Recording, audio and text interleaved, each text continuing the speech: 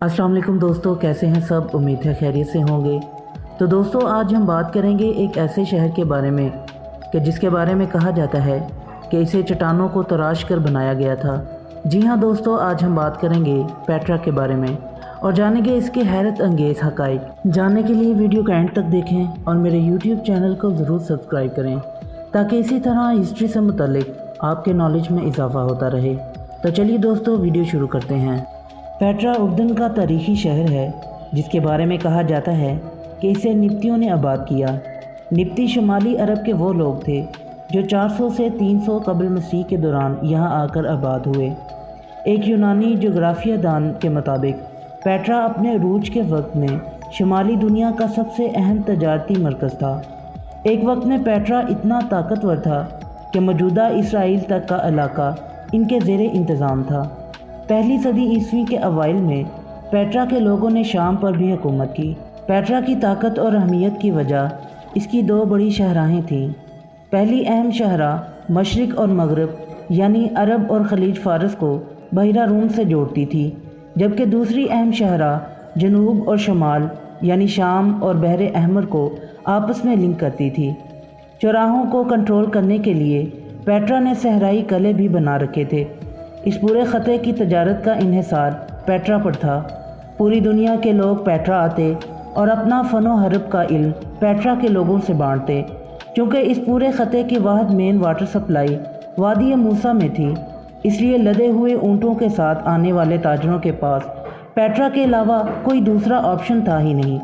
जब हज़रत मूसा अलैहिस्सलाम ने फ़िरौन के ज़ुल्म व सितम से तंग आकर बनी इसराइल के हमरा दरिया पार किया तो इस मुकाम पर आकर उन्होंने बनी इसराइल के लोगों की प्यास बुझाने के लिए पत्थर पर असा मारा, जिससे 12 चश्मे फूट पड़े।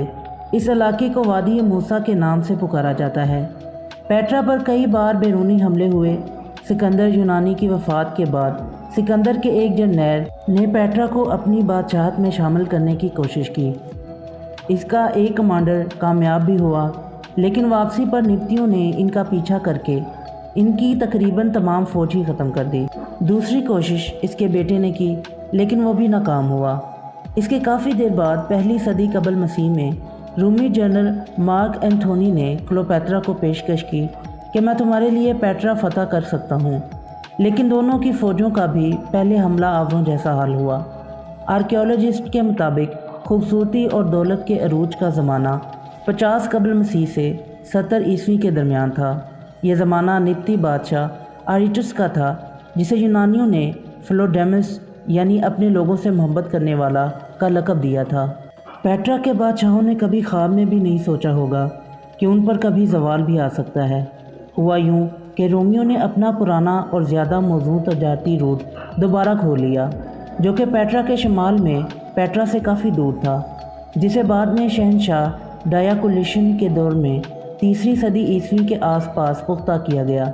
ये शाहरा दमिश्क के शुमाल मशरिक़ में दरियाए फ़ुरात के किनारे तक जाती थी। इस सड़क ने जहाँ समुद्री ट्रैफ़िक को अपनी तरफ खींच लिया, वहाँ पेट्रा के खुश्की के रास्तों को भी वीरान कर दिया।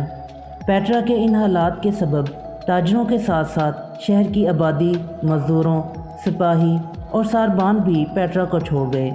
सिराए और बाज़ार बंद हो गए। किसानों ने अपनी फसलों को धूल मिट्टी के हवाले कर दिया। 5वीं सदी ईस्वी में पेट्रा ईसाई राहबों का मस्कन बन गया। अरब फ़ातहीन ने खिलाफत के ज़माने में भी इसको नहीं छेड़ा। जब मुसलमानों ने अपना मरकज़ दमिश्क से बगदाद मुंतकिल किया तो पेट्रा से गुज़रने वाला रास्ता बिल्कुल ही बंद हो गया। तकरीबन 600 साल बाद सलीबी फ़ौजों ने यरूशलेम खोने के बाद अपनी बची कुची फ़ौज यहाँ जमा की। यहाँ पर निगरानी के लिए सलीबी आर्मी ने एक किला भी तामीर करवाया था, जो आज भी मौजूद है। इसके बाद में इस्लामी फ़ौजों ने सलीबियों को यहाँ से भी वापस यूरोप की तरफ धकेल दिया। इसके बाद पेट्रा वीरान रह गया, जिसे रेत की दबीज़ तह ने दुनिया की नज़रों से सदियों छुपाए रखा। तकरीबन 700 साल बाद पेट्रा को स्विस सयाह जॉन लुइस बर्खाट ने 1812 में दरियाफ़्त किया। तो दोस्तों, अब हम जानेंगे पेट्रा के हक़ाइक़। नंबर 1, पेट्रा यूनेस्को का आलमी सकाफ़ती विरसा है। पेट्रा एक महफूज यूनेस्को के आलमी सकाफ़ती विरसे की जगह है, जिसकी फ़आलियत, तहफ़्फ़ुज़ और फ़न तामीर की वजह से बेहतरीन आफाकी कदर है। صحرا میں اس کے مقام کا مطلب یہ ہے کہ اصل باشندوں کو شہر تک پانی اور دیگر وسائل حاصل کرنے کے لیے تخلیقی طریقے وضع کرنے کی ضرورت تھی۔ پیٹرا کی سراسر جسامت اور خوبصورتی کے ساتھ مل کر یہ وسائل اسے پوری دنیا میں یونیسکو کی سب سے پسندیدہ سائٹس میں سے ایک بنا دیتا ہے۔ نمبر 2، یہ 1000 سے زیادہ مقبروں کا گھر ہے۔ نبطیوں نے اپنے مرنے والوں کو بہت زیادہ عزت دی اور ان کے اس جہان سے دوسرے دنیا میں جاتے وقت ان کی تعظیم کا خاص خیال رکھا۔ انہوں نے شہر اور اس کے آس پاس پہاڑوں پر 1000 سے زیادہ محفوظ مقبرے بنائے۔ نمبر 3، اس زمانے کے بہت سے لوگوں کی طرح نبطی سورج کو روشنی اور زندگی کے منبع کے طور پر پوجتے تھے، اور پیٹرا کا ڈیزائن اس تعظیم کی عکاسی کرتا ہے۔ شہر کے بہت سے مقدس مقامات کو سولر پیٹرنز کے ساتھ ہم آہنگ کرنے کے لیے بنایا گیا ہے۔ یہ محتاط ڈیزائن جدید سائنسدانوں اور ماہرین آثار قدیمہ کو اس بات کے بارے میں قیمتی بصیرت فراہم کرتا ہے کہ نبطیوں کو کیا عزیز تھا اور پیٹرا کو اتنی خصوصیت حاصل کیوں رہی ہوگی۔ نمبر 4، نبطیوں کی اولاد میں سے کچھ اب بھی اسے اپنا گھر کہتے ہیں۔ بیڈول قبیلے کا دعویٰ ہے کہ ان کا نسب اصل نبطیوں سے جا ملتا ہے، اور کچھ لوگ اب بھی پیٹرا کے باقیات میں اور اس کے آس پاس رہتے ہیں۔ آج بیڈول اور دوسرے قبائل کے بہت سے لوگ ٹور گائیڈز کے طور پر کام کرتے ہیں۔ نمبر 5، یہ ایک مشہور بائبل کی سائٹس کے قریب ہے۔ بائبل کے مطابق موسیٰ نے وادی موسیٰ میں ایک پتھر سے پانی نکالا تھا۔